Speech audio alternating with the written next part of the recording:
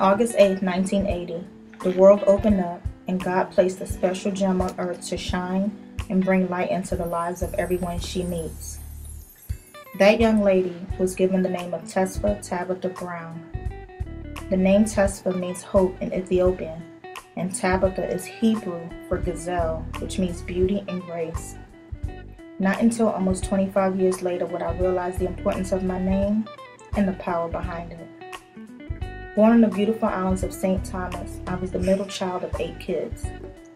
With such a huge family, most would think there was never a dull moment in such a big household.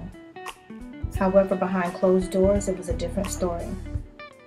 As far back as I could remember, my mom was a victim of domestic violence by the hands of the man who was charged to love and protect her husband, my dad. I remember my dad beating my mom for everything and anything under the sun. She couldn't do anything correct, and we as kids couldn't laugh, talk, play, or breathe too loudly without my dad losing his mind.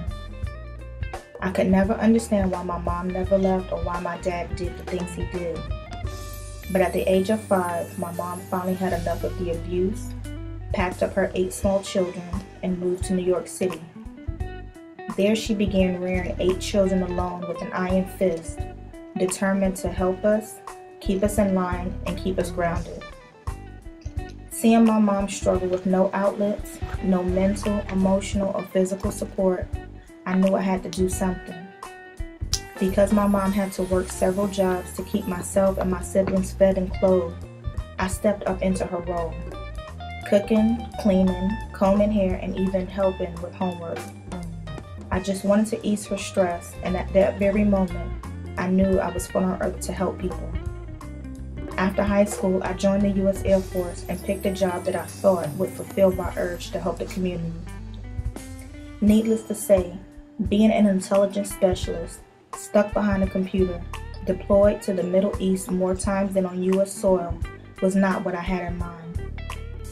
After spending the majority of 6 years not helping anyone and talking to one of my childhood friends who was also in the Air Force in the public health field, I decided to put in a package to transfer and change jobs from intelligence to public health while still in the military. After my package was turned down and denied due to 2 different wars going on and in progress, and being deployed every 6 to 8 months, I gave up. In 2005, after my enlistment ended, I moved to Greensboro, North Carolina, and found myself working for one of the largest banks in the world.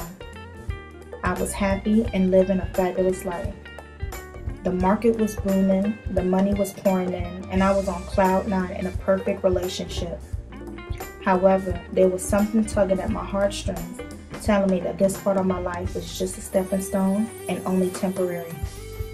In 2006, I found myself in the same shoes as my mom.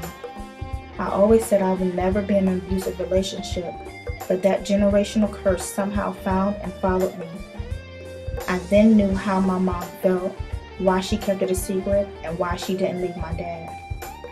I had become a number, a face and a statistic of domestic violence. However, I was determined to do something about it. After leaving my job in corporate America, taking a position in the medical field, and leaving my ex-boyfriend, that fire and burning desire to help people began to sparkle and ignite again. I entered UNCG's public health program in 2010, headstrong and determined to become a voice for the voiceless. My ultimate goal as a community health educator is to help, speak, and advocate for women who can but are afraid to talk. I know I am not Superwoman and cannot possibly save the world, but if I can save one woman, just one, then I will be satisfied.